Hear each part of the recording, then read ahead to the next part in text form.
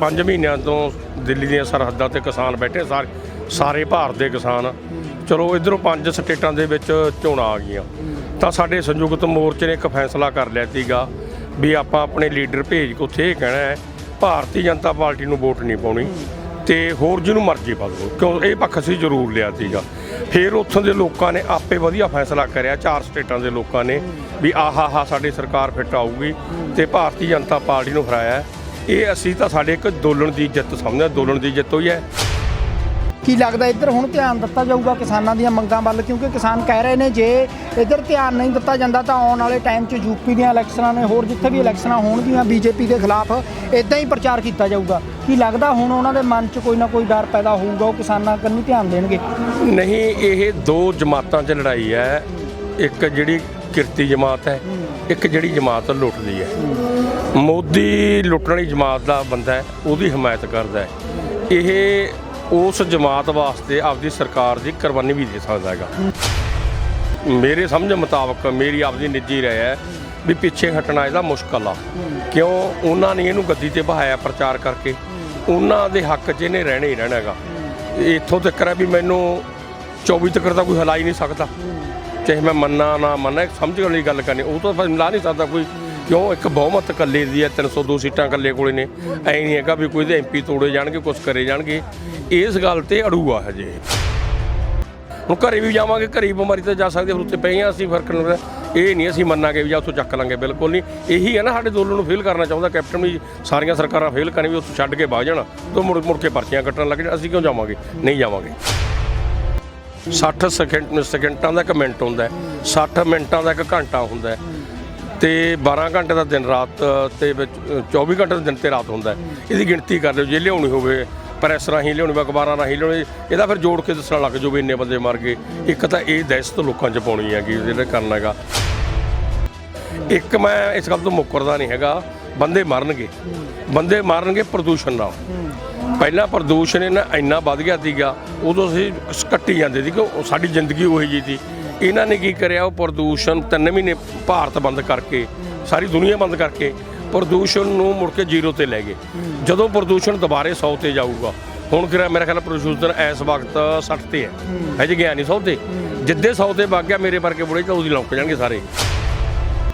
ਤੁਹਾਡੇ ਪੋਤੇ ਨੂੰ ਅਰੈਸਟ ਕੀਤਾ ਗਿਆ ਪੰਜਾਬ ਦੇ ਵਿੱਚ, ਪੰਜਾਬ ਪੁਲਿਸ ਵੱਲੋਂ, ਉਸ ਤੇ ਕੀ ਕਹੇਂਗੇ? ਉਹਦੇ ਪਰਚਾ ਦਰਜ ਕਰਤਾ, ਪਰਚਾ ਦਰਜ ਕਰਕੇ ਪਰ ਛੱਡਤਾ, ਫੜਿਆ ਨਹੀਂਗਾ। ਫਿਰ ਜੇ ਫੜਨਗੇ ਤਾਂ ਜ਼ਮਾਨਤ ਕਰਾ ਲਾਂਗੇ।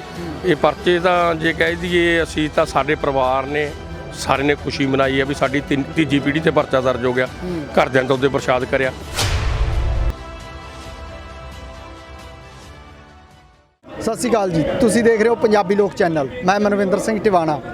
ਸਿੰਘੂ ਬਾਰਡਰ ਤੇ ਬੈਠੇ ਹਾਂ। ਸਿੰਘੂ ਬਾਰਡਰ ਤੇ ਕਿਸਾਨ ਨੇ ਜਿਹੜੇ ਉਹ ਬੰਗਾਲ ਦੀ ਜਿੱਤ ਤੋਂ ਬਾਅਦ ਖੁਸ਼ ਨਜ਼ਰ ਆ ਰਹੇ ਨੇ। ਕਿਸਾਨਾਂ 'ਚ ਖੁਸ਼ੀ ਦੀ ਲਹਿਰ ਆ। ਕੱਲ੍ਹ ਲੱਡੂ ਵੀ ਵੰਡੇ ਗਏ ਨੇ, ਜਸ਼ਨ ਮਨਾਏ ਗਏ ਨੇ, ਕਿਉਂਕਿ ਜਿੱਥੇ ਜਿੱਤ ਦੀ ਖੁਸ਼ੀ ਆ ਉੱਥੇ ਉਸ ਤੋਂ ਜ਼ਿਆਦਾ ਮੋਦੀ ਦੇ ਹਾਰਨ ਦੀ ਖੁਸ਼ੀ ਆ, ਬੀਜੇਪੀ ਦੇ ਹਾਰਨ ਦੀ ਖੁਸ਼ੀ ਹੈ। ਸਾਡੇ ਨਾਲ ਕਿਸਾਨ ਆਗੂ ਰੁਲਦੂ ਸਿੰਘ ਮਾਨਸਾ ਨੇ, ਖੁੰਡੇ ਵਾਲੇ ਬਾਪੂ ਜੀ ਨੇ, ਉਹਨਾਂ ਨਾਲ ਕਰਦੇ ਹਾਂ ਗੱਲ। ਉਹ ਕਿਸ ਤਰ੍ਹਾਂ ਦੇਖਦੇ ਨੇ? ਹਾਂਜੀ, ਵਾਹਿਗੁਰੂ ਖਾਲਸਾ। ਵਾਹਿਗੁਰੂ ਖਾਲਸਾ, ਵਾਹਿਗੁਰੂ ਫਤਿਹ। ਕਿਸ ਤਰ੍ਹਾਂ ਦੇਖਦੇ ਹੋ ਜੀ ਬੰਗਾਲ ਦੀ ਜਿਹੜੀ ਮਮਤਾ ਵੱਲੋਂ ਜਿੱਤ ਪ੍ਰਾਪਤ ਕੀਤੀ ਗਈ ਹੈ, ਕਿਸਾਨਾਂ ਵੱਲੋਂ ਉੱਥੇ ਪ੍ਰਚਾਰ ਕੀਤਾ ਗਿਆ ਸੀ ਜਾ ਕੇ, ਕਿਸ ਤਰ੍ਹਾਂ ਦੇਖਦੇ ਹੋ?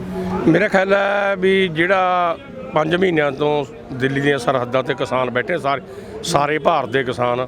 ਚਲੋ ਇੱਧਰੋਂ 5 ਸਟੇਟਾਂ ਦੇ ਵਿੱਚ ਚੋਣਾਂ ਆ ਗਈਆਂ ਤਾਂ ਸਾਡੇ ਸੰਯੁਕਤ ਮੋਰਚੇ ਨੇ ਇੱਕ ਫੈਸਲਾ ਕਰ ਲਿਆ ਸੀਗਾ ਵੀ ਆਪਾਂ ਆਪਣੇ ਲੀਡਰ ਭੇਜ ਕੇ ਉੱਥੇ ਇਹ ਕਹਿਣਾ ਹੈ ਭਾਰਤੀ ਜਨਤਾ ਪਾਰਟੀ ਨੂੰ ਵੋਟ ਨਹੀਂ ਪਾਉਣੀ ਤੇ ਹੋਰ ਜਿਹਨੂੰ ਮਰਜ਼ੀ ਪਾ ਦਿਓ, ਕਿਉਂ ਇਹ ਪੱਖ ਅਸੀਂ ਜ਼ਰੂਰ ਲਿਆ ਸੀਗਾ। ਫਿਰ ਉੱਥੋਂ ਦੇ ਲੋਕਾਂ ਨੇ ਆਪੇ ਵਧੀਆ ਫੈਸਲਾ ਕਰਿਆ, 4 ਸਟੇਟਾਂ ਦੇ ਲੋਕਾਂ ਨੇ ਵੀ ਆਹਾ ਸਾਡੀ ਸਰਕਾਰ ਫਿੱਟ ਆਊਗੀ ਤੇ ਭਾਰਤੀ ਜਨਤਾ ਪਾਰਟੀ ਨੂੰ ਹਰਾਇਆ। ਇਹ ਅਸੀਂ ਤਾਂ ਸਾਡੇ ਇੱਕ ਅੰਦੋਲਨ ਦੀ ਜਿੱਤ ਸਮਝਦੇ, ਅੰਦੋਲਨ ਦੀ ਜਿੱਤ ਹੋਈ ਹੈ ਤੇ ਕਿਰਤੀ ਲੋਕਾਂ ਦੀ ਜਿੱਤ ਹੋਈ ਹੈ। ਤੇ ਉਸ ਲੋਕਾਂ ਨੂੰ ਮੈਂ ਸੰਯੁਕਤ ਮੋਰਚੇ ਵੱਲੋਂ ਵਧਾਈ ਦਿੰਦਾ ਗਾ, ਜਿਨ੍ਹਾਂ ਨੇ ਮਤਲਬ ਮੋਦੀ ਨੂੰ ਪਿੱਛੇ ਧੱਕਿਆ ਗਾ ਤੇ ਆਪਦੇ ਪਸੰਦ ਦੀ ਸਰਕਾਰਾਂ ਬਣਾਈਆਂ ਨੇਗੀਆਂ, ਤਾਂ ਵਧਾਈ ਦੇ ਪਾਤਰ ਨੇ। ਹੁਣ ਕੀ ਲੱਗਦਾ ਜੀ, ਮੋਦੀ ਨੂੰ ਬਹੁਤ ਵੱਡੀ ਹਾਰ ਪ੍ਰਾਪਤ ਹੋਈ ਆ ਉੱਥੋਂ। ਕੀ ਲੱਗਦਾ ਇੱਧਰ ਹੁਣ ਧਿਆਨ ਦਿੱਤਾ ਜਾਊਗਾ ਕਿਸਾਨਾਂ ਦੀਆਂ ਮੰਗਾਂ ਵੱਲ, ਕਿਉਂਕਿ ਕਿਸਾਨ ਕਹਿ ਰਹੇ ਨੇ ਜੇ ਇੱਧਰ ਧਿਆਨ ਨਹੀਂ ਦਿੱਤਾ ਜਾਂਦਾ ਤਾਂ ਆਉਣ ਵਾਲੇ ਟਾਈਮ 'ਚ ਯੂਪੀ ਦੀਆਂ ਇਲੈਕਸ਼ਨਾਂ ਨੇ, ਹੋਰ ਜਿੱਥੇ ਵੀ ਇਲੈਕਸ਼ਨਾਂ ਹੋਣਗੀਆਂ ਬੀਜੇਪੀ ਦੇ ਖਿਲਾਫ ਇੱਦਾਂ ਹੀ ਪ੍ਰਚਾਰ ਕੀਤਾ ਜਾਊਗਾ। ਕੀ ਲੱਗਦਾ ਹੁਣ ਉਹਨਾਂ ਦੇ ਮਨ 'ਚ ਕੋਈ ਨਾ ਕੋਈ ਡਰ ਪੈਦਾ ਹੋਊਗਾ, ਉਹ ਕਿਸਾਨਾਂ ਕੰਨੀ ਧਿਆਨ ਦੇਣਗੇ? ਨਹੀਂ, ਇਹ 2 ਜਮਾਤਾਂ 'ਚ ਲੜਾਈ ਹੈ। ਇੱਕ ਜਿਹੜੀ ਕਿਰਤੀ ਜਮਾਤ ਹੈ, ਇੱਕ ਜਿਹੜੀ ਜਮਾਤ ਲੁੱਟਦੀ ਹੈ। ਮੋਦੀ ਲੁੱਟਣ ਵਾਲੀ ਜਮਾਤ ਦਾ ਬੰਦਾ ਹੈ, ਉਹਦੀ ਹਮਾਇਤ ਕਰਦਾ ਹੈ। ਇਹ ਉਸ ਜਮਾਤ ਵਾਸਤੇ ਆਪਦੀ ਸਰਕਾਰ ਦੀ ਕੁਰਬਾਨੀ ਵੀ ਦੇ ਸਕਦਾ ਹੈਗਾ ਵੀ ਪਿੱਛੇ ਮੇਰੇ ਸਮਝ ਮੁਤਾਬਕ ਮੇਰੀ ਆਪਦੀ ਨਿੱਜੀ ਰਾਏ ਹੈ ਵੀ ਪਿੱਛੇ ਹਟਣਾ ਇਹਦਾ ਮੁਸ਼ਕਲ ਆ। ਕਿਉਂ ਉਹਨਾਂ ਨੇ ਇਹਨੂੰ ਗੱਦੀ ਤੇ ਬਹਾਇਆ ਪ੍ਰਚਾਰ ਕਰਕੇ, ਉਹਨਾਂ ਦੇ ਹੱਕ 'ਚ ਇਹਨੇ ਰਹਿਣਾ ਹੀ ਰਹਿਣਾ ਹੈਗਾ। ਇੱਥੋਂ ਤੱਕ ਹੈ ਵੀ ਮੈਨੂੰ 24 ਤੱਕ ਤਾਂ ਕੋਈ ਹਿਲਾ ਹੀ ਨਹੀਂ ਸਕਦਾ, ਚਾਹੇ ਮੈਂ ਮੰਨਾਂ ਨਾ ਮੰਨਾਂ। ਇੱਕ ਸਮਝ ਵਾਲੀ ਗੱਲ ਕਰਨੀ, ਉਹ ਤਾਂ ਫਿਰ ਲਾ ਨਹੀਂ ਸਕਦਾ ਕੋਈ। ਕਿਉਂ ਇੱਕ ਬਹੁਮਤ ਇਕੱਲੇ ਦੀ ਹੈ, 302 ਸੀਟਾਂ ਇਕੱਲੇ ਕੋਲੇ ਨੇ। ਐ ਨਹੀਂ ਹੈਗਾ ਵੀ ਕੋਈ ਦੇ MP ਤੋੜੇ ਜਾਣਗੇ, ਕੁਛ ਕਰੇ ਜਾਣਗੇ। ਇਸ ਗੱਲ ਤੇ ਅੜੂ ਆ ਹਜੇ ਅੜਨਾ ਇਹਨੇ। ਮਤਲਬ ਸਾਡਾ ਸੰਘਰਸ਼ ਸ਼ਾਂਤਮਈ ਚੱਲਣਾ ਹੈ, ਅਸੀਂ ਚਲਾਈ ਜਾਵਾਂਗੇ। ਪਰ ਜਿਹੜਾ ਵੱਡੇ ਲੋਕਾਂ ਨੇ ਤੇ ਸੱਟ ਮਾਰੀ ਹੈ, ਉਹ ਬਹੁਤ ਵਧੀਆ ਗੱਲ ਹੋਈ ਹੈ। ਲੋਕਾਂ ਦਾ ਮਨੋਬਲ ਉੱਚਾ ਹੋਇਆਗਾ, ਕਿਸਾਨ ਲੀਡਰ ਦਾ ਮਨੋਬਲ ਉੱਚਾ ਹੋਇਆ, ਲੜਨ ਵਾਲੇ ਲੋਕਾਂ ਦਾ ਮਨੋਬਲ ਹੈ। ਜੋ ਅਸੀਂ ਲੋਕਾਂ ਨੂੰ ਸੁਨੇਹਾ ਦਿੱਤਾ ਸੀ, ਸਾਡਾ ਉਹਨੇ ਸੁਨੇਹਾ ਲੋਕਾਂ ਨੇ ਮੰਨ ਲਿਆ। ਅਸੀਂ ਇਸ ਗੱਲ ਦੀ ਸਭ ਨੂੰ ਵਧਾਈ ਦਿੰਦੇ ਹਾਂ ਲੋਕਾਂ ਨੂੰ ਜੀ। ਤੇ ਪੰਜਾਬ 'ਚ ਕਿਸ ਤਰ੍ਹਾਂ ਦੇਖ ਰਹੇ ਹੋ ਜੀ? ਪੰਜਾਬ 'ਚ ਤੁਸੀਂ ਕਿਸ ਨੂੰ ਕਹੇਂਗੇ ਵੀ ਵੋਟ ਪਾਓ, ਕਿਉਂਕਿ ਪੰਜਾਬ 'ਚ ਵੀ ਇਲੈਕਸ਼ਨ ਆਉਣੇ ਨੇ 22 'ਚ। ਤੇ ਪੰਜਾਬ ਦੀ ਰਾਜਨੀਤੀ ਨੂੰ ਕਿਸ ਤਰ੍ਹਾਂ ਦੇਖਦੇ ਹੋ? ਸਾਰੀਆਂ ਪਾਰਟੀਆਂ ਦਾ ਕਿਸਾਨ ਆਗੂਆਂ ਵੱਲੋਂ ਬਾਈਕਾਟ ਕੀਤਾ ਗਿਆ, ਉੱਥੇ ਲੋਕ ਕਿਸ ਨੂੰ ਸਮਰਥਨ ਕਰਨਗੇ? ਮੇਰਾ ਖਿਆਲ ਹੈ ਵੀ ਅਸੀਂ ਹਜੇ ਪੰਜਾਬ ਦੀ ਰਾਜਨੀਤੀ ਬਾਰੇ ਬਹੁਤਾ ਸਾਡੇ ਲੀਡਰ ਨਹੀਂ ਸੋਚ ਰਹੇ। ਪਰ ਜੇ ਤਾਂ ਅਸੀਂ ਜਿੱਤ ਜਾਂਦੇ ਹਾਂ, ਫਿਰ ਤਾਂ ਹਰ ਇੱਕ ਬੰਦਾ ਰਾਜਨੀਤੀ ਬਾਰੇ ਸੋਚੂਗਾ। ਪਰ ਜਿੰਨਾ ਚਿਰ ਅਸੀਂ ਜਿੱਤਦੇ ਨਹੀਂ ਗੇ, ਉਹਨਾਂ ਚੱਕਰ ਸਾਨੂੰ ਹਜੇ ਆਪਦਾ ਧਿਆਨ ਇੱਥੇ ਹੀ ਰੱਖਣਾ ਪੈਂਦਾ ਹੈ। ਜਦੋਂ ਕੋਈ ਵੋਟਾਂ ਦਾ ਐਲਾਨ ਹੋਊਗਾ, ਉਦੋਂ ਸੰਯੁਕਤ ਮੋਰਚਾ ਬਹਿ ਕੇ ਸੋਚ ਲੂਗਾ ਵੀ ਆਪਾਂ ਕੀ ਕਰਨਾ ਇਹਦੇ ਬਾਰੇ। ਹੁਣ ਇੱਕ ਸਮਝ ਲਓ, ਉੱਥੇ ਅਕਾਲੀ ਦਲ ਦੀ ਸਰਕਾਰ ਰਹੀ ਹੈ, ਉੱਥੇ ਕਾਂਗਰਸ ਦੀ ਸਰਕਾਰ ਰਹੀ ਹੈ। ਆਮ ਪਾਰਟੀ ਆਪਦੇ MLA ਨਹੀਂ ਸਾਂਭ ਕੇ ਰੱਖ ਸਕੀ, ਆਪਦੇ MP ਨਹੀਂ ਰੱਖ ਸਕੀ। ਜਦੋਂ 4 MP ਦੀ 4 MP ਨੂੰ ਇਕੱਠੇ ਨਹੀਂ ਰੱਖ ਸਕੀ, 17 MLA ਤੇ ਉਹਨਾਂ ਨੂੰ ਇਕੱਠੀ ਨਹੀਂ ਰੱਖ ਸਕਿਆ ਕੇਜਰੀਵਾਲ। ਉਹ ਤਾਂ ਅਸੀਂ ਉਦੋਂ ਮੌਕੇ 'ਤੇ ਫੈਸਲਾ ਲਵਾਂਗੇ ਵੀ ਕੀ ਕਰਨਾ, ਇਹਦੇ ਬਾਰੇ ਕੀ ਸੋਚਣਾ ਹੈਗਾ, ਜੇ ਸਾਡਾ ਅੰਦੋਲਨ ਚੱਲਦਾ ਰਹਿੰਦਾ ਹੈਗਾ। ਠੀਕ ਹੈ ਨਾ ਗੱਲ? ਫਿਰ ਅਸੀਂ ਆਪ ਅੰਦੋਲਨ ਦੇ ਵਿੱਚ ਸਿੱਧਾ ਜਾ ਕੇ ਜਾਂ ਕੋਈ ਕਹੀਏ ਵੀ ਸਿਆਸੀ ਤੌਰ 'ਤੇ ਕੁੱਦਾਂਗੇ, ਨਹੀਂ, ਬਿਲਕੁਲ ਨਹੀਂ। ਅਸੀਂ ਆਪਦੇ ਅੰਦੋਲਨ 'ਚ ਹੀ ਰਹਾਂਗੇ, ਇੱਥੇ ਹੀ ਰਹਿਣਾ ਹੈਗਾ। ਹਾਂ, ਸੰਦੇਸ਼ ਬੰਗਾਲ ਵਾਂਗੂ ਕੋਈ ਸੰਦੇਸ਼ ਬਣਾਵਾਂਗੇ ਜ਼ਰੂਰ ਵੀ ਕੀ ਸੋਚਿਆ ਜਾਵੇ, ਉਦੋਂ ਸੋਚਾਂਗੇ ਜੀ। ਲੋਕਡਾਊਨ ਕੀਤਾ ਗਿਆ ਜੀ ਕਰੋਨਾ ਦੇ ਕਾਰਨ। ਹਰਿਆਣੇ 'ਚ ਵੀ ਮੁਕੰਮਲ ਲੋਕਡਾਊਨ ਆ, ਪੰਜਾਬ 'ਚ ਵੀ ਸਖਤੀ ਵਧਾਈ ਗਈ ਆ, ਲੋਕਡਾਊਨ ਕੀਤਾ ਗਿਆ ਹੈ। ਕਿਹਾ ਜਾ ਰਿਹਾ ਜਿਹੜੇ ਵੀ ਲੋਕ ਬਾਹਰਲੇ ਸੂਬਿਆਂ ਤੋਂ ਆਉਣਗੇ, ਚਾਹੇ ਦਿੱਲੀ ਤੋਂ ਕਿਸਾਨ ਜਾਂਦੇ ਨੇ, ਉਹਨਾਂ ਦੇ ਪਹਿਲਾਂ ਟੈਸਟ ਕੀਤੇ ਜਾਣਗੇ ਬਾਰਡਰਾਂ ਦੇ ਉੱਤੇ। ਜਿਹੜਾ ਟੈਸਟ ਕੀਤੀ ਹੋਈ ਰਿਪੋਰਟ ਦਿਖਾ ਦੂਗਾ 72 ਘੰਟੇ ਦੇ ਅੰਦਰ ਉਹਦੀ ਰਿਪੋਰਟ ਹੋਈ ਠੀਕ, ਤਾਂ ਉਹਨੂੰ ਪੰਜਾਬ 'ਚ ਐਂਟਰ ਕਰਨ ਦਿੱਤਾ ਜਾਊਗਾ, ਨਹੀਂ ਦੁਬਾਰਾ ਰਿਪੋਰਟ ਹੋਊਗੀ। ਕੀ ਕहेंगे ਪੰਜਾਬ ਸਰਕਾਰ ਦਾ ਇਦਾਂ ਦਾ ਰਵੱਈਆ? ਨਹੀਂ, ਇਹ ਤਾਂ ਮੈਂ ਤਾਂ ਪਿਛਲੇ ਸਾਲ ਦੇ ਸਮਝਦਾ, ਜਦੋਂ ਪਿਛਲੇ ਸਾਲ ਇਹ ਬਿਮਾਰੀ ਇਹਨਾਂ ਨੇ ਕਿਹਾ ਵੀ ਬਿਮਾਰੀ ਆ ਗਈ, ਮੇਰੀ ਸਮਝ ਆਪਦੀ ਬਣੀ ਹੋਈ ਹੈ ਵੀ ਇਹ ਤੀਸਰੀ ਸੰਸਾਰ ਜੰਗ ਆ ਜੀ। 2 ਮੰਦਵਾੜੇ ਦੁਨੀਆ ਤੇ ਪਹਿਲਾਂ ਆਏ ਨੇ ਤੇ 2 ਸੰਸਾਰ ਜੰਗਾਂ ਲੱਗੀਆਂ ਨੇਗੀਆਂ। ਜਿਹੜੀ ਮਗਰਲੀ ਜੰਗ ਸੀ ਉਹ ਪਰਮਾਣੂ ਚੱਲ ਗਿਆ, ਸਮਾਪਤੀ ਜੰਗ ਦੀ 2 ਪਰਮਾਣੂ ਚੱਲੇ, ਤੇ ਇਹ ਤੀਸਰਾ ਦੁਨੀਆ ਦਾ ਮੰਦਵਾੜਾ ਹੈ। ਹੁਣ ਜੇ ਤਾਂ ਜੰਗ ਲਾਉਂਦੇ ਨੇ, ਜੰਗ ਤੋਪਾਂ ਤਾਂ ਹੈ ਨਹੀਂ, ਰਾਫਲ ਦੀ ਤਾਂ ਹੈ ਨਹੀਂ, ਹੁਣ ਤਾਂ ਜੰਗ ਪਰਮਾਣੂ ਦੀ ਲੱਗੂ। ਮਾੜੇ ਤੋਂ ਮਾੜੇ ਦੇਸ਼ ਕੋਲ ਪਰਮਾਣੂ ਹੈ, ਪਰਮਾਣੂ ਕਿਸੇ ਨੇ ਲਿਆ ਨਹੀਂ ਰੱਖਦਾ। ਉਹ ਤੋਂ ਇਹ ਪਾਸਾ ਵੱਟ ਕੇ ਹਊਆ ਲੋਕਾਂ 'ਚ ਪੈਦਾ ਕਰਿਆ, ਬਿਮਾਰੀ ਹੈ। ਹੁਣ ਖੰਘ ਜ਼ੁਕਾਮ ਕਿੱਦੇ ਨਹੀਂ ਹੁੰਦਾ, ਆਪਾਂ ਨੂੰ ਹੁੰਦੇ ਰਹਿੰਦਾ ਖੰਘ ਜ਼ੁਕਾਮ। ਆਪਾਂ ਇਹਦੇ ਵਾਸਤੇ ਦੇਖ ਲਈਏ, ਇਹ ਤਾਂ ਮੇਰੇ ਤਾਂ ਉਹੀ ਕਹਿਣ ਦਾ ਮਤਲਬ, ਆਪਦੀ ਜਮਾਤ ਨੂੰ ਬਚਾਉਣ ਵਾਸਤੇ, ਪੂੰਜੀਵਾਦ ਨੂੰ ਬਚਾਉਣ ਵਾਸਤੇ ਇਹ ਸਰਕਾਰਾਂ, ਚਾਹੇ ਸਟੇਟ ਦੀਆਂ ਹੋਣ, ਚਾਹੇ ਉਹ ਮਤਲਬ ਭਾਰਤ ਦੀਆਂ ਹੋਣ, ਨੀਤੀਆਂ ਬਹੁਤਾ ਫਰਕ ਨਹੀਂ ਹੁੰਦਾ, ਇੱਕੋ ਹੀ ਹੁੰਦੀਆਂ ਇਹਨਾਂ ਦੀਆਂ। ਤੇ ਕਿਹਾ ਜਾ ਰਿਹਾ ਹੈ ਕਿ ਕਿਸਾਨ ਨੇ ਜਿਹੜੇ ਪੰਜਾਬ ਸਰਕਾਰ ਵੱਲੋਂ, ਕੈਪਟਨ ਵੱਲੋਂ ਕਿਹਾ ਗਿਆ ਹੈ ਕਿ ਉਹ ਜਿਹੜੇ ਟੋਲ ਪਲਾਜ਼ਿਆਂ ਤੇ ਧਰਨੇ ਨੇ ਉਹ ਚੱਕ ਲੈਣ। ਕਰੋਨਾ ਆ ਗਿਆ ਏ, ਮੌਲਾਂ ਦੇ ਅੱਗੇ ਧਰਨੇ ਨੇ ਉਹ ਚੱਕ ਲੈਣ, ਆਪਣੀ ਸੇਫਟੀ ਦਾ ਆਪ ਧਿਆਨ ਰੱਖਣ, ਅਪੀਲ ਕੀਤੀ ਗਈ ਆ ਪੰਜਾਬ ਸਰਕਾਰ ਵੱਲੋਂ ਕਿਸਾਨਾਂ ਨੂੰ। ਕੀ ਕਿਸਾਨ ਮੰਨਣਗੇ ਉਹਨਾਂ ਦੀ ਗੱਲ? ਮੈਂ ਕੈਪਟਨ ਨੂੰ ਪੁੱਛਣਾ ਚਾਹੁੰਦਾ, ਇੱਥੇ ਸਾਡਾ ਲੱਖਾਂ ਬੰਦਾ ਬੈਠਾ ਹੈਗਾ, ਸਾਨੂੰ ਤਾਂ ਕਿਸੇ ਨੂੰ ਕਰੋਨਾ ਹੋਇਆ, ਕੋਈ ਕਰੋਨਾ ਅਸੀਂ ਮਰਿਆ ਨਹੀਂ ਅਜੇ ਤੱਕ ਇੱਥੇ। ਠੀਕ ਆ, ਉਹ ਸਾਡੇ ਧਰਨੇ ਜੋਕਰ ਚੱਲਣਗੇ, ਸਖਤੀ ਨਾਲ ਠਾਊਗਾ, ਕੈਪਟਨ ਦਾ ਵਿਰੋਧ ਕਰਾਂਗੇ। ਅਸੀਂ ਕਿਤੋਂ ਨਹੀਂ 5 ਬੰਦੇ ਬੈਠੇ ਨੇ, ਸਾਡੇ 10 ਬੱਥੇ ਨੇ, ਉਹ ਬੈਠਣਗੇ, ਅਸੀਂ ਬਿਲਕੁਲ ਨਹੀਂ ਜਾਵਾਂਗੇ। ਹੁਣ ਘਰੇ ਵੀ ਜਾਵਾਂਗੇ, ਘਰੇ ਬਿਮਾਰੀ ਤਾਂ ਜਾ ਸਕਦੇ, ਫਿਰ ਉੱਥੇ ਪਏ ਹਾਂ ਅਸੀਂ, ਫਰਕ ਨਹੀਂ। ਇਹ ਨਹੀਂ ਅਸੀਂ ਮੰਨਾਂਗੇ ਵੀ ਜਾਂ ਉੱਥੋਂ ਚੱਕ ਲਾਂਗੇ, ਬਿਲਕੁਲ ਨਹੀਂ। ਇਹੀ ਹੈ ਨਾ, ਸਾਡੇ ਅੰਦੋਲਨ ਨੂੰ ਫੇਲ ਕਰਨਾ ਚਾਹੁੰਦਾ ਕੈਪਟਨ ਵੀ। ਸਾਰੀਆਂ ਸਰਕਾਰਾਂ ਫੇਲ ਕਰੇ ਵੀ ਉੱਥੋਂ ਛੱਡ ਕੇ ਵਗ ਜਾਣ, ਤੋਂ ਮੁੜ ਕੇ ਪਰਚੀਆਂ ਕੱਟਣ ਲੱਗ ਜਾਣ। ਅਸੀਂ ਕਿਉਂ ਜਾਵਾਂਗੇ? ਨਹੀਂ ਜਾਵਾਂਗੇ। ਜਿੱਦਾਂ ਤੁਸੀਂ ਕਹਿੰਦੇ ਹੋ ਵੀ ਕਰੋਨਾ ਦਾ ਇੱਕ ਹਊਆ ਬਣਾਇਆ ਗਿਆ ਹੈ, ਪਰ ਜਿਹੜੀਆਂ ਲਾਸ਼ਾਂ ਦੇ ਢੇਰ ਲੱਗੇ ਹੋਏ ਸ਼ਮਸ਼ਾਨ ਘਾਟ 'ਚ ਦਿਖਾਏ ਜਾਂਦੇ ਨੇ, ਲਾਸ਼ਾਂ ਦਾ ਸੰਸਕਾਰ ਕਰਨ ਦੇ ਲਈ ਵਾਰੀ ਦਾ ਇੰਤਜ਼ਾਰ ਕਰਨਾ ਪੈਂਦਾ ਹੈ, ਪਰਿਵਾਰ ਦੇ ਮੈਂਬਰ ਨੇ ਜਿਹੜੇ ਉਹ ਲਾਗੇ ਨਹੀਂ ਲੱਗਦੇ, ਇਸ ਨੂੰ ਕਿਸ ਤਰ੍ਹਾਂ ਦੇਖਦੇ ਹੋ? ਫਿਰ ਇਹਦੀਆਂ 2 ਗੱਲਾਂ। ਇੱਕ ਤਾਂ ਤੁਸੀਂ ਗਿਣਤੀ ਸ਼ੁਰੂ ਕਰ ਦਿਓ, 1 ਸਕਿੰਟ ਦੇ ਵਿੱਚ 60 ਸਕਿੰਟਾਂ ਦਾ 1 ਮਿੰਟ ਹੁੰਦਾ, 60 ਮਿੰਟਾਂ ਦਾ 1 ਘੰਟਾ ਹੁੰਦਾ। ਤੇ 12 ਘੰਟੇ ਦਾ ਦਿਨ ਰਾਤ ਤੇ ਵਿੱਚ 24 ਘੰਟੇ ਦਾ ਦਿਨ ਤੇ ਰਾਤ ਹੁੰਦਾ। ਇਹਦੀ ਗਿਣਤੀ ਕਰ ਲਿਓ, ਜੇ ਲਿਆਉਣੀ ਹੋਵੇ ਪ੍ਰੈਸ ਰਾਹੀਂ ਲਿਆਉਣੀ ਹੋਵੇ, ਅਖਬਾਰਾਂ ਰਾਹੀਂ ਲਿਆਉਣੀ, ਇਹਦਾ ਫਿਰ ਜੋੜ ਕੇ ਦੱਸਣ ਲੱਗ ਜਾਓ ਵੀ ਇੰਨੇ ਬੰਦੇ ਮਰ ਗਏ। ਇੱਕ ਤਾਂ ਇਹ ਦਹਿਸ਼ਤ ਲੋਕਾਂ 'ਚ ਪਾਉਣੀ ਹੈਗੀ ਜਿਹੜਾ ਕਰਨਾ ਹੈਗਾ। ਇੱਕ ਮੈਂ ਇਸ ਗੱਲ ਤੋਂ ਮੁੱਕਰਦਾ ਨਹੀਂ ਹੈਗਾ, ਬੰਦੇ ਮਰਨਗੇ ਪ੍ਰਦੂਸ਼ਣ ਨਾਲ। ਪਹਿਲਾਂ ਪ੍ਰਦੂਸ਼ਣ ਇੰਨਾ ਵੱਧ ਗਿਆ ਸੀਗਾ, ਉਦੋਂ ਅਸੀਂ ਕੱਟੀ ਜਾਂਦੇ ਸੀ ਕਿ ਸਾਡੀ ਜ਼ਿੰਦਗੀ ਉਹੀ ਜਿਹੀ ਸੀ। ਇਹਨਾਂ ਨੇ ਕੀ ਕਰਿਆ, ਉਹ ਪ੍ਰਦੂਸ਼ਣ 3 ਮਹੀਨੇ ਭਾਰਤ ਬੰਦ ਕਰਕੇ, ਸਾਰੀ ਦੁਨੀਆ ਬੰਦ ਕਰਕੇ ਪ੍ਰਦੂਸ਼ਣ ਨੂੰ ਮੁੜ ਕੇ 0 ਤੇ ਲੈ ਗਏ। ਜਦੋਂ ਪ੍ਰਦੂਸ਼ਣ ਦੁਬਾਰੇ 100 ਤੇ ਜਾਊਗਾ, ਹੁਣ ਮੇਰਾ ਖਿਆਲ ਪ੍ਰਦੂਸ਼ਣ ਇਸ ਵਕਤ 60 ਤੇ ਹੈ, ਹਜੇ ਗਿਆ ਨਹੀਂ 100 ਤੇ। ਜਿੱਦੇ 100 ਤੇ ਵਗ ਗਿਆ, ਮੇਰੇ ਵਰਗੇ ਬੁੜੇ ਤਾਂ ਉਹਦੀ ਲੌਂਕ ਜਾਣਗੇ ਸਾਰੇ। ਜਾਂ ਤਾਂ ਦੇਖੋ, ਜੇ ਇਹਨਾਂ ਨੇ ਪ੍ਰਦੂਸ਼ਣ ਤੇ ਕੰਟਰੋਲ ਕਰਨਾ, ਕਹਿਣ ਵੀ ਅਸੀਂ ਪ੍ਰਦੂਸ਼ਣ ਤੇ ਕੰਟਰੋਲ ਕਰਦੇ ਹਾਂ, ਫਿਰ ਅਸੀਂ ਸਹਿਮਤੀ ਦੇ ਦਾਂਗੇ, ਫਿਰ ਬੰਦ ਕਰਨ ਸਾਰਾ ਕੁਝ, ਰੇਲਾਂ ਬੰਦ ਕਰਨ, ਜਹਾਜ਼ ਬੰਦ ਕਰਨ, ਫਿਰ 3 ਮਹੀਨਿਆਂ ਲਈ ਸਾਰਾ ਲੋਕਾਂ ਨੂੰ ਰਾਸ਼ਨ ਦੇਣ, ਮਜ਼ਦੂਰਾਂ ਨੂੰ ਘਰੇ ਭੇਜਣ, ਉਹਨਾਂ ਨੂੰ ਪੈਸੇ ਦੇਣ, ਆਟਾ ਕੋਟਾ ਦੇਣ, ਫਿਰ ਅਸੀਂ ਸਹਿਮਤ ਹੋ ਜਾਵਾਂਗੇ। ਬਿਮਾਰੀ ਨਾ ਕਹਿਣੋ ਕਹੇ ਵੀ ਪ੍ਰਦੂਸ਼ਣ ਨਾ ਮੰਨਣਗੇ। ਮੈਂ ਹੁਣ ਵੀ ਕਹਿਣਾ ਬੰਦੇ ਪ੍ਰਦੂਸ਼ਣ ਨਾ ਮੰਨਣਗੇ, ਫਿਰ 2 ਸਾਡੇ ਤੇ ਲਾਉਣਗੇ ਵੀ ਇਹਨਾਂ ਨੇ ਮੂੰਹ ਨਹੀਂ ਮੰਨਣ ਦਿੱਤਾ।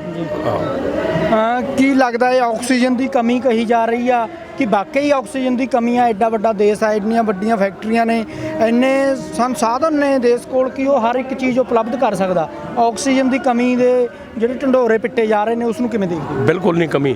ਇਹ ਪਦਾਰਥ ਉਹਨਾਂ ਕੰਪਨੀਆਂ ਕੋਲੇ ਵਾਧੂ ਪਿਆ ਸੀਗਾ, ਉਹਦਾ ਪੈਸਾ ਵੱਟ ਕੇ ਦੇਣਾ ਜੀ, ਡਰ ਦੋਗਲਾ, ਫਿਰ ਵੇਚਣੀ ਬਲੈਕ 'ਚ ਹੈ। ਮਤਲਬ ਤੋੜਾ ਇਹਦਾ ਕੋਈ ਨਹੀਂ, ਉਹਨਾਂ ਨੂੰ ਪੈਸੇ ਵਟਾਉਣੇ, ਹੱਕ ਤਾਂ ਫਿਰ ਹੀ ਬਣਦਾ ਦੇਣ ਦਾ। ਇੱਥੋਂ ਤੱਕ ਹੈ ਵੀ ਉਹਦੇ ਕਾਫੀ ਪੈਸੇ ਲਏ ਜਾ ਰਹੇ ਨੇਗੇ, ਮਤਲਬ ਲੋਕਾਂ ਨਾਲ ਧੱਕਾ ਕਰ। ਕੀ ਸਰਕਾਰਾਂ ਨਹੀਂ ਫਿਰ ਕੀ ਰੋਕਣਗੀਆਂ? ਬਿਲਕੁਲ ਇੱਕ ਬਲੈਕਮੇਲ ਚੱਲ ਰਹੀ ਹੈ, ਟੀਕੇ ਦੀ ਬਲੈਕ ਹੋ ਰਹੀ ਹੈ, ਆਕਸੀਜਨ ਦੀ ਬਲੈਕ ਹੋ ਰਹੀ ਹੈ, ਸਿਲੰਡਰ ਦੀ ਬਲੈਕ ਹੋ ਰਹੀ ਹੈ। ਬੈੱਡ ਲੈਣਾ, ਬੈੱਡ ਪਿਆ ਹੁੰਦਾ ਵਿਹਲਾ, ਵੀ ਵਿਹਲਾ ਕਰਾ ਦਿੰਦੇ ਜੀ, ਉਹ ਬੰਦੇ ਨੂੰ ਛੁੱਟੀ ਦੇ ਦਿੰਦੇ ਆ, ਤੁਸੀਂ ਮੈਨੂੰ ਇੰਨੇ ਰੁਪਈਏ ਦਿਓ। ਇਹ ਸਾਰਾ ਪ੍ਰੈਸ ਦੇ ਵਿੱਚ ਸਾਰੀ ਗੱਲ ਆ ਰਹੀ ਹੈਗੀ। ਸਾਰਾ ਇਹਦੇ ਉੱਤੇ ਬਿਮਾਰੀ ਦਾ ਹਊਆ ਖੜਾ ਕਰਕੇ ਆਕਸੀਜਨ ਵੇਚਣੀ, ਟੀਕੇ ਵੇਚਣੇ, ਸਾਰਾ ਕੁਝ ਕਰਨਾ। ਇੱਕ ਬਲੈਕ ਚੱਲ ਰਹੀ ਹੈ, ਲੋਕਾਂ ਨੂੰ ਮਤਲਬ ਜੇ ਲੁੱਟਣ ਦਾ ਕੰਮ ਚੱਲ ਰਿਹਾ ਹੈਗਾ। ਇੱਕ ਹੋਰ ਗੱਲ ਆ, ਜਿਹੜੇ ਲੋਕ ਨੇ ਜਿਨ੍ਹਾਂ ਦੀ ਡੈਥ ਹੁੰਦੀ ਆ, ਉਹਨਾਂ ਦੇ ਵਿੱਚ ਆਮ ਜਿਹੜੇ ਸਿੰਪਲ ਲੋਕ ਨੇ, ਗਰੀਬ ਲੋਕ ਨੇ, ਉਹ ਕਿਉਂ ਮਰ ਰਹੇ ਨੇ? ਕਿ ਬਿਮਾਰੀ ਇਹ ਜਿਹੜੇ ਪੂੰਜੀਪਤੀ ਨੇ, ਵੱਡੇ ਵੱਡੇ ਘਰਾਣੇ ਨੇ, ਉਹਨਾਂ ਨੂੰ ਨਹੀਂ ਹੁੰਦੀ? ਤੁਹਾਨੂੰ ਕਹਿੰਦਾ ਪ੍ਰਦੂਸ਼ਣ ਵਧੂਗਾ, ਉਹ ਤਾਂ ਆਪਦਾ ਫਿਰ ਵੀ ਅੰਦਰ ਬੈਠੇ ਨੇ ਕਮਰੇ 'ਚ, ਪ੍ਰਦੂਸ਼ਣ ਨੂੰ ਕੁਛ ਨਹੀਂ ਕਰਦਾ, ਸਾਫ਼ ਥਾਂ 'ਤੇ ਬੈਠੇ ਨੇ। ਪ੍ਰਦੂਸ਼ਣ ਉਹਨਾਂ ਲੋਕਾਂ ਨੂੰ ਮਾਰੂ ਜਿਹੜੇ ਬਾਹਰ ਬੈਠੇ ਹੁੰਦੇ ਨੇ, ਕਿ ਜਿਹੜੇ ਘਰੋਂ ਕਮਜ਼ੋਰ ਹੁੰਦੇ ਨੇ, ਸਾਰਾ ਕੁਛ ਹੁੰਦੇ ਨੇ। ਉਹ ਇਸੇ ਕਰਕੇ ਤਾਂ ਅਸੀਂ ਇਸ ਗੱਲ 'ਤੇ ਕਰ ਰਹੇ ਹਾਂ ਵੀ ਇਹ ਨਹੀਂ ਗੌਰ ਕਰਦੇ। ਪ੍ਰਦੂਸ਼ਣ ਨੂੰ ਘਟਾਉਣ ਦੇ ਅਸੀਂ ਵੀ ਹੱਕ 'ਚ ਹਾਂ, ਪ੍ਰਦੂਸ਼ਣ ਵੀ ਹੱਕ 'ਚ ਹੈ, ਫਿਰ ਰੋਕਣ ਕਰਨ ਬੰਦ, ਕੋਈ ਸਮਝ ਲੈ ਕਰਨ। ਹੁਣ ਕਹਿੰਦੇ ਦੁਕਾਨਾਂ ਬੰਦ ਕਰ ਲਓ, ਦੁਕਾਨਾਂ ਨਾਲ ਪ੍ਰਦੂਸ਼ਣ ਥੋੜ੍ਹਾ। ਹੁਣ ਇਹ ਕਹਿੰਦੇ ਨੇ ਮਰੇ ਬੰਦੇ ਦੇ ਲਵੇ ਨਾ ਲੱਗੋ। ਚੱਲ ਇਹ ਕਹਿੰਦੇ ਨੇ ਬਿਮਾਰੀ ਇਹ ਬੰਦੇ ਨੂੰ ਸਾਹ ਆਉਂਦਾ, ਸਾਹ ਨਾਲ ਜੇ ਥੁੱਕਦੇ ਆਪਾਂ ਉਹਦੇ ਨਾਲ ਆਉਂਦਾ, ਪਰ ਮਰੇ ਬੰਦੇ ਨੂੰ ਕਿਹੜਾ ਸਾਹ ਆਊਗਾ, ਕਿਹੜਾ ਥੁੱਕ ਆਊਗਾ? ਲਾਗ ਦੀ ਬਿਮਾਰੀ ਤਾਂ ਹੈ ਨਹੀਂ ਵੀ ਹੱਥ ਨਾਲ ਬਿਮਾਰੀ ਲੈਂਦੀ ਹੈ, ਇਹ ਤਾਂ ਦੂਜੀ ਹੈਗੀ, ਮਤਲਬ ਸਾਹ ਤੋਂ ਆਉਂਦੀ ਹੈ ਬੰਦੇ ਨੂੰ, ਸਾਹ ਲਵੇ ਨਾ ਲੱਗੀਏ, ਆਪਣਾ ਸਾਹ ਉਹਦੇ ਵਿੱਚ ਨਾ ਵੱਜੇ।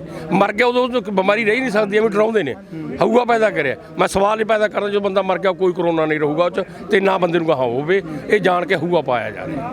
ਤੁਸੀਂ ਕਹਿ ਰਹੇ ਹੋ ਪ੍ਰਦੂਸ਼ਣ ਦੇ ਕਾਰਨ ਲੋਕਾਂ ਦੀ ਡੈਥ ਹੋ ਰਹੀ ਆ, ਫਿਰ ਉਹ ਲੋਕਾਂ ਨੂੰ ਕਿਵੇਂ ਦੇਖਦੇ ਹੋ? ਕਿਉਂਕਿ ਜਿਹੜਾ ਪਰਾਲੀ ਦਾ ਨਾੜ ਆ, ਉਹਦਾ ਕੋਈ ਹੱਲ ਨਹੀਂ ਛੇਤੀ, ਉਹਨੂੰ ਅੱਗ ਲਾਉਣੀ ਪੈਂਦੀ, ਉਹ ਮਜਬੂਰੀ ਆ। ਕਈ ਲੋਕ ਤੂੜੀ ਬਣਾ ਕੇ ਜਿਹੜੇ ਥੋੜ੍ਹੇ ਕਰਚੇ ਰਹਿ ਜਾਂਦੇ ਨੇ, ਉਹ ਨਾੜ ਨੂੰ ਅੱਗ ਲਾਈ ਜਾਂਦੇ ਨੇ, ਉਹਨਾਂ ਨੂੰ ਕੀ ਅਪੀਲ ਕਰਨਗੇ? ਕਿਉਂਕਿ ਮਨੁੱਖਤਾ ਦੇ ਭਲੇ ਲਈ ਉਹਨੂੰ ਅੱਗ ਨਹੀਂ ਲਾਉਣੀ ਚਾਹੀਦੀ, ਕੀ ਕਹਾਂਗੇ? ਉਹਨਾਂ ਤੋਂ ਅਸੀਂ ਬੇਨਤੀ ਕਰ ਸਕਦੇ ਹਾਂ ਕਿ ਮਜਬੂਰੀ ਉਹਨਾਂ ਦੀ ਹੈ ਵੀ ਭਾਈ ਨਹੀਂ ਲਾਉਣਾ ਚਾਹੀਦਾ, ਸੋ ਉਸ ਵਿੱਚ ਬਾਹਾ ਬੂਹਾ ਜਾ ਸਕਦਾ ਹੈਗਾ। ਮੇਰਾ ਖਿਆਲ ਹੈ ਜਾਨ ਚੰਗੀ ਹੈ ਕਿ ਜਹਾਨ ਚੰਗਾ ਹੈਗਾ। ਸਾਨੂੰ ਥੋੜ੍ਹੇ ਸਾਰੇ ਇਹਦੀ ਮਦਦ ਰੱਖੀਏ, ਪ੍ਰਦੂਸ਼ਣ ਤੇ ਕੰਟਰੋਲ ਰੱਖੀਏ, ਸਾਨੂੰ ਸਾਰਾ ਰੱਖਣਾ ਚਾਹੀਦਾ। ਹੁਣ ਕਰੋਨਾ ਦਾ ਦੌਰ ਫੇਰ ਖੜਾ ਕਰ ਦਿੱਤਾ ਗਿਆ, ਝੋਨੇ ਦੀ ਲਵਾਈ ਦਾ ਸੀਜ਼ਨ ਆ ਰਿਹਾ ਏ, ਲੇਬਰਾਂ ਦੀ ਦਿੱਕਤ ਆਊਗੀ, ਪਿੰਡਾਂ 'ਚ ਮਜ਼ਦੂਰਾਂ ਤੇ ਕਿਸਾਨਾਂ ਨੂੰ ਪਾੜਨ ਦੇ ਲਈ ਇੱਕ ਚਾਲ ਨਹੀਂ ਲੱਗ ਰਹੀ। ਇਹ ਪਹਿਲਾਂ ਵੀ ਅਸੀਂ ਦੇਖਿਆ ਏ, ਪਿੰਡਾਂ 'ਚ 2 ਧੜੇ ਬਣ ਗਏ ਸੀਗੇ, ਮਜ਼ਦੂਰ ਆਪਣਾ ਰੇਟ ਰੱਖਦੇ ਸੀਗੇ, ਕਿਸਾਨ ਆਪਣਾ ਰੇਟ ਰੱਖਦੇ ਸੀ। ਬਹੁਤ ਪਿੰਡਾਂ 'ਚ ਲੜਾਈ ਹੋਈ ਹੈ ਇਹਦੇ ਕਾਰਨ। ਇਹ ਲੱਗ ਨਹੀਂ ਰਿਹਾ ਅੱਗੇ ਫੇਰ ਉਹੀ ਸਥਿਤੀ ਹੈ ਜਿਹੜੀ? ਮੈਂ ਤਾਂ ਤੁਹਾਨੂੰ ਦੱਸਤਾ ਵੀ ਇੱਕ ਚਾਲ ਹੈਗੀ, ਵੀ ਮਦਵਾੜੇ ਨੂੰ ਕੱਢਣ ਦੀ ਇੱਕ ਚਾਲ ਹੈ। ਮੈਂ ਤਾਂ ਸਾਰੀ ਗੱਲ ਤੁਹਾਨੂੰ ਦੱਸਤੀ, ਚਾਹੇ ਸਾਡੇ ਮਜ਼ਦੂਰ ਨਾ ਹੁਣ ਕੰਮ 'ਚ ਡਿੱਕਾ ਪਵੇ, ਕਾਸੇ 'ਚ ਪਵੇ। ਮੈਂ ਤਾਂ ਇਹ ਸਾਰੀ ਪੂੰਜੀਵਾਦ ਦੀ ਇੱਕ ਚਾਲ ਹੈ, ਲੋਕਾਂ ਨੂੰ ਦਬਾ ਕੇ ਰੱਖਣਾ। ਮਤਲਬ ਸਰਕਾਰ ਚਾਹੁੰਦੀ ਹੈ ਮਦਵਾੜਾ ਬਿਮਾਰੀ ਦੇ ਸਿਰ ਲਾ ਦਈਏ, ਵੀ ਸਾਡੇ ਸਿਰ ਗੱਲ ਨਾ ਆਵੇ। ਜੰਗ ਲਾ ਨਹੀਂ ਸਕਦੇ, ਜੰਗ ਲਾਉਂਗੇ ਤਾਂ ਪਰਮਾਣੂ ਮੈਂ ਪਹਿਲਾਂ ਕਹਿ ਚੁੱਕਾ ਗੱਲ। ਹਾਂਜੀ, ਤੇ ਹੁਣ ਕੀ ਕਹਾਂਗੇ ਤੁਸੀਂ? ਝੋਨੇ ਦਾ ਸੀਜ਼ਨ ਆਉਂਦਾ ਏ, ਮਜ਼ਦੂਰਾਂ ਦੀ ਘਾਟ ਪਊਗੀ, ਉਹਦੇ ਲਈ ਕੀ ਕਿਸਾਨਾਂ ਨੂੰ ਕਿੱਦਾਂ ਦੇ ਪ੍ਰਬੰਧ ਕਰਨੇ ਚਾਹੀਦੇ ਨੇ? ਕਈ ਤਾਂ ਸਿੱਧੀ ਬਿਜਾਈ ਦਾ ਕਹਿ ਰਹੇ ਨੇ, ਵੀ ਸਿੱਧੀ ਬਿਜਾਈ ਲਾਹੇਵੰਦ ਆ, ਸਿੱਧੀ ਬਿਜਾਈ ਕਰ ਲਓ।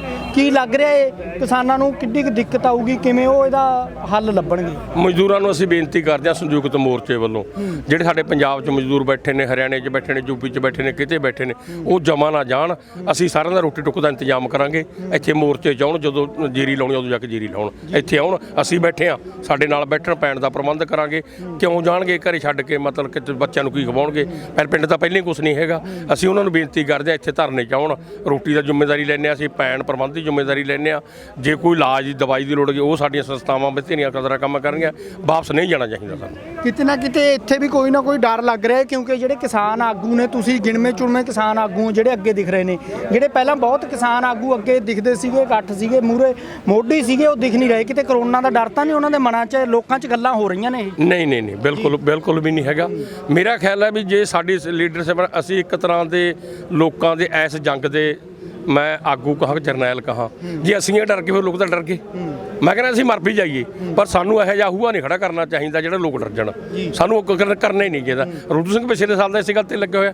ਮੈਂ ਪਿਛਲੇ ਸਾਲ ਵੀ ਧਰਨੇ ਤੇ ਬੈਠਾ ਸੀ। ਮੈਂ ਨਾ ਪਿਛਲੇ ਸਾਲ ਮੂੰਹ ਬੰਨਿਆ, ਨਾ ਹੁਣ ਬੰਨਿਆ, ਨਾ ਪਿਛਲੇ ਸਾਲ ਘਰੇ ਬੈਠਾ, ਨਾ ਹੁਣ ਬੈਠਾ। ਅੱਜ ਮੈਂ ਤੜਕੀ ਆਇਆ ਪੰਜਾਬ ਚੋਂ, ਆਇਆ, ਕੋਈ ਦਿੱਕਤ ਨਹੀਂ ਮੈਨੂੰ। ਤੁਹਾਡੇ ਪੋਤੇ ਨੂੰ ਅਰੈਸਟ ਕੀਤਾ ਗਿਆ ਪੰਜਾਬ ਦੇ ਵਿੱਚ, ਪੰਜਾਬ ਪੁਲਿਸ ਵੱਲੋਂ, ਉਸ ਤੇ ਕੀ ਕਹੇਂਗੇ? ਉਹ ਤੇ ਪਰਚਾ ਦਰਜ ਕਰਤਾ, ਪਰਚਾ ਦਰਜ ਕਰਕੇ, ਪਰ ਛੱਡਤਾ, ਫੜਿਆ ਨਹੀਂਗਾ। ਫਿਰ ਜੇ ਫੜਨਗੇ ਤਾਂ ਜ਼ਮਾਨਤ ਕਰਾ ਲਾਂਗੇ। ਇਹ ਪਰਚੇ ਤਾਂ ਜੇ ਕਹਿ ਦਈਏ, ਅਸੀਂ ਤਾਂ ਸਾਡੇ ਪਰਿਵਾਰ ਨੇ ਸਾਰੇ ਨੇ ਖੁਸ਼ੀ ਮਨਾਈ ਹੈ ਵੀ ਸਾਡੀ ਤੀਜੀ ਪੀੜ੍ਹੀ ਤੇ ਪਰਚਾ ਦਰਜ ਹੋ ਗਿਆ। ਘਰਦਿਆਂ ਤੋਂ ਉਹਦੇ ਪ੍ਰਸ਼ਾਦ ਕਰਿਆ ਵੀ ਮਤਲਬ ਚੰਗੀ ਗੱਲ ਹੈ ਜੇ ਸਾਡਾ ਤੀਜੀ ਪੀੜ੍ਹੀ ਸੰਘਰਸ਼ ਦੇ ਰਾਹ ਪਈ ਆ, ਨੌਜਵਾਨਾਂ ਨੂੰ ਸਗਨ ਕਰਦਾ। ਮੇਰਾ ਖਿਆਲ ਹੈ ਉਹਨੇ ਕਾਫੀ ਨੌਜਵਾਨ ਮਾਨਸਾ ਇਲਾਕੇ ਦੇ ਵਿੱਚੋਂ ਆਪਦਾ ਇੱਕ ਵਿੰਗ ਬਣਾਇਆ, ਪੰਜਾਬ ਕਿਸਾਨ ਯੂਨੀਅਨ ਦਾ ਚਲਾ ਰਿਹਾ। ਤਾਂ ਅਸੀਂ ਅੱਛੀ ਗੱਲ ਹੈ, ਕਹਿੰਦੇ ਵੀ ਜੇ ਸਾਡੇ ਨੌਜਵਾਨ ਸੰਘਰਸ਼ ਦੇ ਰਾਹ ਪੈ ਜਾਣ, ਪਹਿਲਾਂ ਸਾਡੇ ਲੀਡਰਾਂ ਦੇ ਜਵਾਕਾਂ ਨੂੰ ਪੈਣਾ ਚਾਹੀਦਾ। ਲੋਕ ਦੂਜਿਆਂ ਤੋਂ ਅਸੀਂ ਫੇਰ ਕਹਾਂਗੇ ਨਾ। ਸਾਡੇ ਲੀਡਰਾਂ ਦੇ ਜਵਾਕ ਬਹੁਤੇ ਸਾਡੇ ਨਾਲ ਇੱਥੇ ਸ਼ਾਮਲ ਨੇ। ਪੁਰਾਣੇ ਜਮੇਰ ਸਿੰਘ ਲੱਖੋਵਾਲ ਦਾ ਮੁੰਡਾ ਇੱਥੇ ਹੈ, ਕਾਦੀਆਂ ਦਾ ਮੁੰਡਾ ਇੱਥੇ ਹੈ, ਸਾਡੇ ਆਪਣਾ ਬਰਮਪੁਰਾ ਸਾਹਿਬ ਨੇਗੇ, ਇਹਨਾਂ ਦਾ ਬਾਦ ਸਿੰਘ, ਇਹਨਾਂ ਦਾ ਪਿਤਾ ਮੇਰੇ ਨਾਲ ਕੰਮ ਕੀਤਾ, ਜ਼ਿਲ੍ਹੇ ਦਾ ਪ੍ਰਧਾਨ ਰਿਹਾ ਸੀ ਉਦੋਂ ਮੋਗੇ ਦਾ, ਮੈਂ ਬਠਿੰਡੇ ਜ਼ਿਲ੍ਹੇ ਦਾ ਪ੍ਰਧਾਨ ਹੁੰਦਾ ਜੇ ਆਪਾਂ ਕਹਿ ਦਈਏ। ਉਹ ਸਾਰੇ ਸਾਡੇ ਨਾਲ ਮਤਲਬ ਕੰਮ ਕਰਿਆ ਹੋਇਆ। ਸਾਡੇ ਬੱਚੇ ਵੀ ਇੱਥੇ ਕੰਮ ਦੇ ਵਿੱਚ ਆ ਰਹੇਗੇ। ਸਾਡੀ ਤੀਜੀ ਪੀੜ੍ਹੀ ਆ ਰਹੀ ਹੈ ਨਾ। ਅਸੀਂ ਇਸ ਗੱਲ ਦੀ ਲੀਡਰ ਖੁਸ਼ੀ ਮਨਾਉਂਦੇ ਹਾਂ ਵੀ ਜੇ ਸਾਡੀ ਪੀੜ੍ਹੀ ਇਸ ਕੰਮ 'ਚ ਆ ਗਈ। ਕਿਸ ਤਰ੍ਹਾਂ ਦੇਖਦੇ ਹੋ ਜਿਹੜੀਆਂ ਦੁਕਾਨਾਂ ਨੇ, ਜ਼ਰੂਰਤ ਦੇ ਸਮਾਨ ਦੀਆਂ ਦੁਕਾਨਾਂ ਨੇ, ਉਹ ਬੰਦ ਕੀਤੀਆਂ ਜਾਂਦੀਆਂ ਨੇ, ਠੇਕੇ ਖੁੱਲ੍ਹੇ ਨੇ, ਉਹਨਾਂ ਦਾ ਕੀ ਕਹਾਂਗੇ? ਤੁਹਾਡੇ ਪੋਤੇ ਨੇ ਵੀ ਉਹੀ ਆਵਾਜ਼ ਚੱਕੀ ਸੀਗੀ। ਮੇਰੇ ਪੋਤੇ ਤੇ ਉਹੀ ਪਰਚਾ ਦਰਜ ਹੋਇਆ। ਰੋਜ਼ ਮੰਡੀ 'ਚ ਰਹਿੰਦਾ, ਕੱਟ ਕਰਦਾ, ਪਰ ਅਸੀਂ, ਸਾਡਾ ਮਾਨਸਾ ਇਲਾਕੇ ਦੇ ਵਿੱਚ ਜ਼ੋਰ ਹੈ। ਅਸੀਂ ਡਾਂਗ ਨਾਲ ਕਹਿਤਾ ਵੀ 7 ਵਜੇ ਤੱਕ ਅਸੀਂ ਸਬਜ਼ੀ ਵੇਚਾਂਗੇ, ਤੁਹਾਨੂੰ ਉਠਾ ਨਹੀਂ ਸਕਦੇ ਕਿਸਾਨਾਂ ਵਾਸਤੇ। ਅੱਜ ਵੀ ਮੇਰੀ ਕੱਲ੍ਹ SSP ਨਾਲ ਗੱਲ ਹੋਈ ਸੀ ਵੀ ਪੰਗਾ ਪਵਾਓਗੇ, ਅਸੀਂ 7 ਵਜੇ ਤੱਕ ਵੇਚਾਂ। ਹਾਂ ਚੱਲ ਦੂਜੀਆਂ ਦੁਕਾਨਾਂ ਤੁਸੀਂ ਕਰਾ ਦਿਓ, ਹੁਣ ਸਬਜ਼ੀ ਬਣਾ ਡੰਗ ਲੈਂਦੇ, ਦੁਕਾਨ ਬੰਦ ਕਰਕੇ 5 ਵਜੇ ਵਾਲਾ ਸਬਜ਼ੀ ਤਾਂ ਲੈ ਲੈ ਨਾ। ਉਹ ਸਾਡੇ ਮਾਨਸਾ ਚੱਲਦਾ ਕੰਮ, ਅਸੀਂ ਚਲਾਈ ਜਾਂਦੇ ਆਪਦਾ। ਤੇ ਹੋਰ ਪੰਜਾਬ ਦੇ ਵਿੱਚ ਸਬਜ਼ੀ ਹੈ ਜਿਹੜੀ, ਲੋਕਾਂ ਨੇ ਸਬਜ਼ੀ ਦੀ ਕਾਸ਼ਤ ਕਰਦੇ ਨੇ, ਉਹਨਾਂ ਨੂੰ ਬਹੁਤ ਵੱਡਾ ਸੰਕਟ ਪੈਦਾ ਹੋ ਜਾਣਾ, ਕਿਉਂਕਿ ਸਬਜ਼ੀ ਉਹਨਾਂ ਦੀ ਵਿਕਣੀ ਨਹੀਂ, ਸਿੱਟਣੀ ਪੈਣੀ ਆ। ਉਹਨਾਂ ਲਈ ਕੀ ਇੱਦਾਂ ਦੇ ਉਪਰਾਲੇ ਕੀਤੇ ਜਾ ਰਹੇ ਨੇ? ਕਿਸਾਨਾਂ ਵਾਸਤੇ ਇੱਥੇ ਮੋਰਚਾ ਲੱਗਿਆ ਹੈ, ਕਿਸਾਨਾਂ ਦੀਆਂ ਜਿਹੜੀਆਂ ਮੁਸ਼ਕਲਾਂ ਨੇ ਉਹਦੇ ਵਾਸਤੇ ਕੀ ਉਪਰਾਲੇ ਕੀਤੇ? ਮੈਂ ਇਹੀ ਕਹਿਣਾ, ਲੋਕ ਇਹਨਾਂ ਦੀ ਜਮਾ ਗੱਲ ਨਾ ਮੰਨਣ। ਜੇ ਬੰਦ ਕਰਦੇ ਸੜਕਾਂ ਤੇ ਉਤਰਨ, ਧੱਕੇ ਨਾਲ ਸਬਜ਼ੀ ਵੇਚਣ, ਕੋਈ ਨਹੀਂ। ਜੇ ਅਸੀਂ ਭੁੱਖੇ ਮਰਨਾ, ਬਿਮਾਰੀ ਨਾ ਮਰ ਜਾਂਗੇ, ਕੀ ਫਰਕ ਪੈਂਦਾ? ਕੋਈ ਮੰਨਣਾ ਨਹੀਂ ਚਾਹੀਦੀ ਇਹਨਾਂ ਦੀ ਗੱਲ। ਧੱਕੇ ਨਾਲ ਦੀ ਸਬਜ਼ੀ ਵੇਚਣ, ਸੜਕਾਂ ਤੇ ਉਤਰਨ ਦੀ ਲੋੜ ਹੈ। ਹਾਂਜੀ, ਇਹ ਸਨ ਰੁਲਦੂ ਸਿੰਘ ਮਾਨਸਾ, ਜਿਨ੍ਹਾਂ ਦਾ ਕਹਿਣਾ ਹੈ ਕਿ ਕਰੋਨਾ ਦਾ ਜਿਹੜਾ ਖੌਫ ਫੈਲਾਇਆ ਜਾ ਰਿਹਾ ਹੈ, ਉਸ ਵੱਲ ਕਿਸਾਨਾਂ ਨੂੰ ਧਿਆਨ ਨਹੀਂ ਦੇਣਾ ਚਾਹੀਦਾ। ਆਪਣੇ ਕਾਰੋਬਾਰ ਨੇ ਜਿਹੜੇ, ਜ਼ਿਆਦਾਤਰ ਕਿਸਾਨ ਨੇ ਜਿਹੜੇ ਸਬਜ਼ੀ ਦੀ ਕਾਸ਼ਤ ਕਰਦੇ ਨੇ, ਉਹ ਆਪਣੀਆਂ ਸਬਜ਼ੀਆਂ ਉਸੇ ਤਰ੍ਹਾਂ ਵੇਚਣ, ਤੇ ਸਰਕਾਰ ਹੈ ਜਿਹੜੀ, ਉਹਦੀਆਂ ਰਣਨੀਤੀਆਂ ਨੇ ਜਿਹੜੀਆਂ, ਉਹ ਅੰਦੋਲਨ ਨੂੰ ਫੇਲ ਕਰਨ ਦੇ ਲਈ ਨੇ। ਅਸੀਂ ਬਿਲਕੁਲ ਪਰਵਾਹ ਨਹੀਂ ਕਰਦੇ ਤੇ ਅਸੀਂ ਅੰਦੋਲਨ ਦੇ ਵਿੱਚ ਡਟੇ ਹਾਂ। ਇਹਨਾਂ ਦਾ ਕਹਿਣਾ ਹੈ ਇੱਦਾਂ ਹੀ ਡਟੇ ਰਹਾਂਗੇ ਜਦੋਂ ਤੱਕ ਇਹ ਕਾਨੂੰਨ ਰੱਦ ਨਹੀਂ ਹੁੰਦੇ। ਅਸੀਂ ਦਿੱਲੀ ਦੀਆਂ ਸਰਹੱਦਾਂ ਤੇ ਇਸੇ ਤਰ੍ਹਾਂ ਬੈਠੇ ਰਹਾਂਗੇ। ਅਸੀਂ ਤੁਹਾਨੂੰ ਪਲ ਪਲ ਦੀ ਅਪਡੇਟ ਦਿੰਦੇ ਰਹਾਂਗੇ। ਤੁਸੀਂ ਜੁੜੇ ਰਹੋ ਪੰਜਾਬੀ ਲੋਕ ਚੈਨਲ ਦੇ ਨਾਲ। ਮੈਂ ਮਨਵਿੰਦਰ ਸਿੰਘ ਟਿਵਾਣਾ, ਸਿੰਘੂ ਬਾਰਡਰ, ਦਿੱਲੀ।